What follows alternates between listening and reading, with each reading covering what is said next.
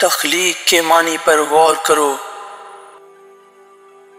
جب آپ اپنی آنکھوں سے دیکھتے ہو تو توجہ مرکوز کرو، اور اگر آپ اپنے دل سے محسوس کرو اور غور کرو تو اس شاندار کائنات کا کیا ہوگا جو ظاہر کی دنیا سے غیب کی دنیا تک پھیلی ہوئی ہے۔ غور کرو، آدم کے جسم کی مٹی گوشت اور خون میں بدل جاتی ہے۔ زندگی سے پرے جسم میں کون چکھتا ہے، کون دیکھتا ہے، کون سونگھتا ہے اور محسوس کرتا ہے، کون ہنستا ہے اور کون روتا ہے۔ حساس اور خواہشات سے بھرا ہوا، خوف زدہ اور پر اعتماد ہے۔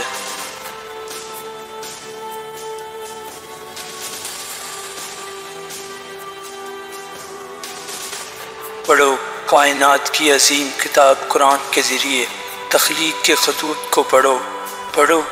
اپنے رب کے نام سے پڑھو جس نے تم کو پیدا کیا۔